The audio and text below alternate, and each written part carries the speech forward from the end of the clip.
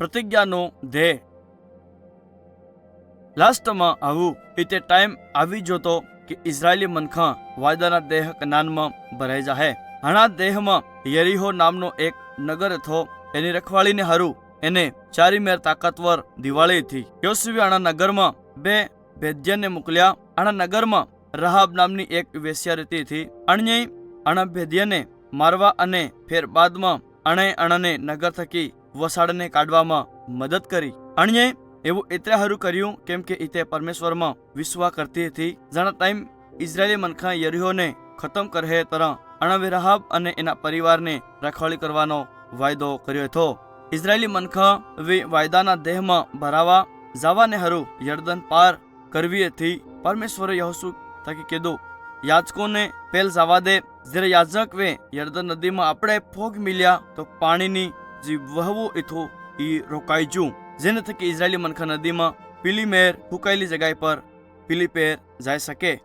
અણ મનખાવે યર્દન નદી પાર કરી લીધી. એ પરમેશ્વરે યહોશુ થકી કીધું, યરીહો પર હમલો કરવાને રૂ હબાયેલા રહો, પણ ઇતે ઘણું મજબૂત નગર હતું.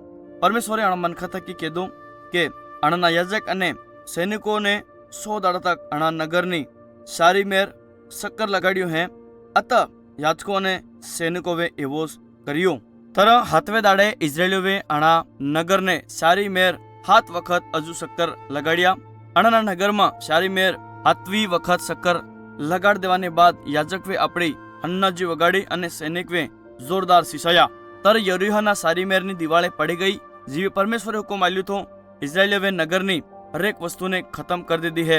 અણવે કેવલ રહાબ અને એના પરિવારને છોડ દેદો જે ઇઝરાયેલીઓનો ભાગ બની જતા.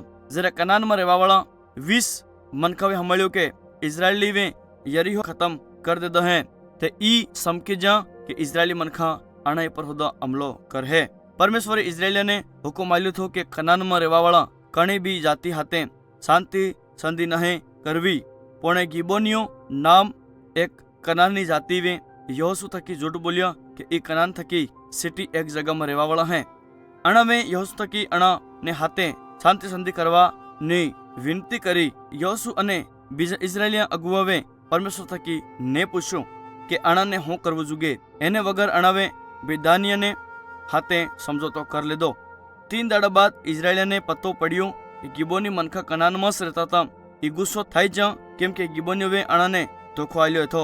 પણ અણાવે અણા હાથે કરી ગઈ અણા સમજોતાને બનાવી રાખ્યો કેમ કે તે પરમેશ્વરને સામે કર્યો ગયો હતો. તરા કઈ ટાઈમ ને બાદ કનાનમાં રહેવાવાળા એક અન્ય જાતિ એમોરીઓના રાજાઓએ સાંભળ્યું કે ગિબોનીઓએ ઇઝરાયેલીઓને હાથે સમજોતો કરી લીધો હોય. એટલે હારું અણાવે આપણી ફૌજને એક એક કરીને એક મોટી ફૌજ બનાવી લીધી અને ગિબોની ઉપર હુમલો કરી દીધો.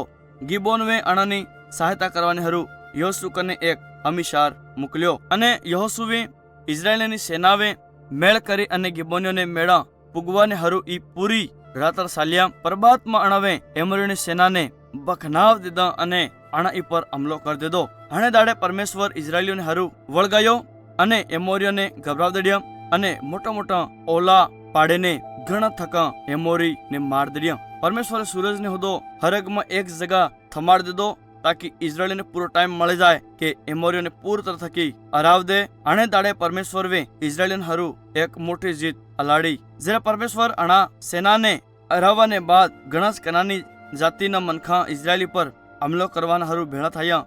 યહોશુ અને ઇઝરાયેલીએ હુમલો કરીને આણાને હાથે નાશ કરી દીધા. આણા યુદ્ધને બાદ પરમેશ્વરે ઇઝરાયેલના હરેક ગોત્ર ને વાયદાના આણા દેહમાં આણાને ભાગ આલ્યો. ત્યારે પરમેશ્વરે ઇઝરાયેલને આણાની હેતની હદ ઈ પર શાંતિ આલી.